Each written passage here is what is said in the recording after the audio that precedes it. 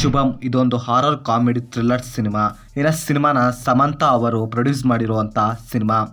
ಸಿನಿಮಾದಲ್ಲಿ ಶ್ರೇಯಾ, ಶಾಲಿನಿ ಹಾಗೆ ಶ್ರಾವಣಿ, ಹರ್ಷಿತ್ ಅವರು ಮೇನ್ ಲೀಡ್ ರೋಲಲ್ಲಿ ಆ್ಯಕ್ಟ್ ಮಾಡಿರುವಂಥ ಒಂದು ತೆಲುಗು ಸಿನಿಮಾ. ಈಗ ಈ ಸಿನಿಮಾ ಡಿಸ್ನಿ ಪ್ಲಸ್ ಹಾಟ್‌ಸ್ಟಾರಲ್ಲಿ ಕನ್ನಡ ಲ್ಯಾಂಗ್ವೇಜಲ್ಲಿ ಸ್ಟ್ರೀಮ್ ಆಗ್ತಿದೆ. ಸಿನಿಮಾ ನೋಡಿದ ನನಗೆ ಸಿನಿಮಾದಲ್ಲಿ ಏನು ಇಷ್ಟ ಆಯಿತು, ಏನು ಕಷ್ಟ ಆಯಿತು ಅಂತ ಕಂಪ್ಲೀಟ್ ಆಗಿ ಈ ವಿಡಿಯೋದಲ್ಲಿ ನೋಡೋಣ.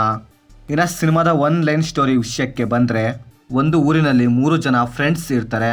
ಆ್ಯಂಡ್ ರಾತ್ರಿ 9 ಗಂಟೆ ಆಗುತ್ತಿದ್ದಂಗೆ ಅವರ ಹೆಂಡತಿಯರು ಹಾಗೆ ಆ ಊರಿನಲ್ಲಿ ಇರೋ ಎಲ್ಲ ಹೆಂಗಸರು ಟಿವಿಯಲ್ಲಿ ಒಂದು ಸೀರಿಯಲ್ ಬಂದಾಗಲೇ ಫುಲ್ ಆ ಟಿವಿ ಒಳಗೆ ಇನ್ವಾಲ್ವ್ ಆಗಿ ಏನು ಆಗ್ತಿದೆ ಅನ್ನೋದನ್ನೇ ಮರೆತು ಹೋಗ್ತಾರೆ. ಫುಲ್ ಆ ಸೀರಿಯಲ್ ಒಳಗೆ ಇನ್ವಾಲ್ವ್ ಆಗಿ ಬಿಡ್ತಾರೆ. ಆ್ಯಂಡ್ ಆ ಟೈಮ್ನಲ್ಲಿ ಅವರನ್ನು ಯಾರಾದರೂ ಡಿಸ್ಟರ್ಬ್ ಮಾಡಿದ್ರೆ ಫುಲ್ ವೈಲೆನ್ಸ್ ಆಗಿ ಬಿಹೇವ್ ಮಾಡ್ತಾರೆ. ಅದು ಯಾವ ರೇಂಜಿಗೆ ಅಂದರೆ, ಆ ಟೈಮ್ನಲ್ಲಿ ಅವರು ಏನು ಮಾಡೋಕ್ಕೂ ತಯಾರಾಗಿರ್ತಾರೆ. ಆ್ಯಂಡ್ ಈ ವಿಷಯ ತಿಳಿಯೋ ಅವರ ಗಂಡಂದಿರು ಮುಂದೆ ಏನು ಮಾಡ್ತಾರೆ, ಹಾಗೆ ಕೊನೆಗೆ ಇದಕ್ಕೆ ಸೊಲ್ಯೂಷನ್ ಸಿಕ್ತೋ ಇಲ್ವೋ ಅಂತ ನೀವು ಸಿನಿಮಾ ನೋಡಿದ್ರೆ ತಿಳ್ಕೊತೀರಾ. ಸಿನಿಮಾದಲ್ಲಿ ನನಗೆ ಪಾಸಿಟಿವ್ ಅನಿಸಿದ್ದಂದರೆ ಇದರ ಕಾನ್ಸೆಪ್ಟ್. ಸಿನಿಮಾದಲ್ಲಿ ಒಳ್ಳೆ ಕಂಟೆಂಟ್ ಇದೆ.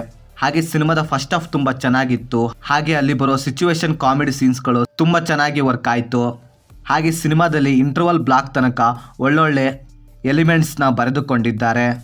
ಹಾಗೆ ಸಿನಿಮಾದಲ್ಲಿ ಸಿನಿಮಾಟೋಗ್ರಫಿ ಹಾಗೆ ಎಡಿಟಿಂಗ್ ಓಕೆ ರೇಂಜ್ಗೆ ಇದೆ.